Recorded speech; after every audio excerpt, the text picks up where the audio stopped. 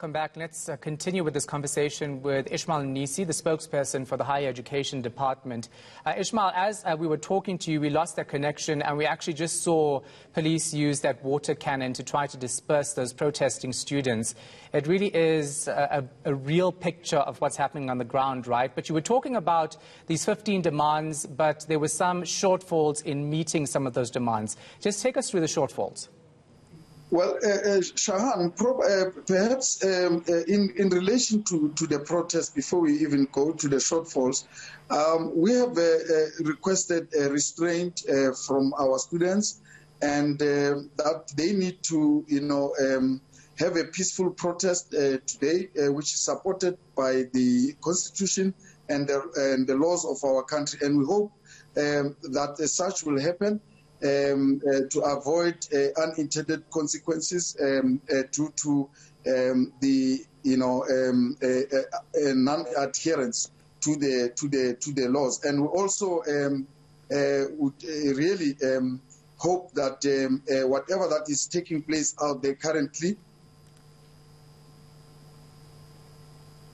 to the situation, and we want to appeal for calm at this point. And coming back to your question, the issue that I was talking about, which relates to the shortfall, is the issue that relates to the missing middle students that we have been talking about. That the budget that we are currently having would not allow us to stretch it to include covering the debt that the students are currently owing. And hence we made an appeal to the students and to the universities that they must find solutions within their own means to accommodate the students, whilst we are looking at the comprehensive policy review that will ensure that there is no student which is left unfunded. But why is this happening? Because, these incidents started in 2015, 2016. We had the Fees Commission report in 2017. You knew there were probably going to be shortfalls with your budget over the past couple of years. Did government not agree to be able to help missing middle students? Because I remember the Higher Education Minister, Blade Nzimande, talking at length about helping missing middle students and who qualified as a missing middle student. Well, the policy that we are talking about, Shahan, we are talking about a policy which came in 2017 and 2018, which was speaking about the support that will be given to the financial needy, and with the main criteria being if your parents are earning anything less than 350,000 per annum, and that you are qualifying as a student academically. That is the policy we are talking about. And that is the policy that today, when we are saying that we have reached certain strides in the implementation of that policy, we are talking about that.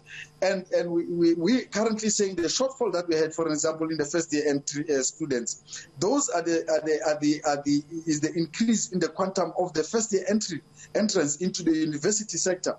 We have been sitting mostly around the 700,000 students, new entry students. This year only, it has shot up to more than 800,000. And government has made provision as we speak that such students must be supported, those who qualify, and so on. And we are saying only 20% of the students that we are talking about who are, the missing middle, which we say we fully understand. That the parents also got affected by the pandemic. Some of them might have lost their jobs, but the policies that we currently have does not reach to that quantum. And it's something that government said we will relook into this policy and see if whether it really addresses the needs that we have in the higher education landscape. Ishmael, we know that COVID-19 happened in March last year for our country when the lockdown came into effect. Actually, it's exactly a year today. So we knew that there were going to be, more strain put on parents when it came to getting their children into higher education institutions. Was that not taken into account? Because we needed to act smartly, right? And we needed to act fast because of COVID-19. It's been a year. You knew that students were going to enroll this month or last month. Certainly, Shahan, this discussion that we are having today, talking about, we have held a similar discussion in January last year, where the very same measures that we've put in place regarding debt management at an institutional level were agreed with the students, and henceforth, for us, we knew that there are measures to address such issues of the missing middle, whilst the minister made a commitment that we will further engage with other stakeholders, because government alone and its constrained budget would not be able to financially manage the issues of higher education, and particularly issues relating to the fully funding of the entire sector.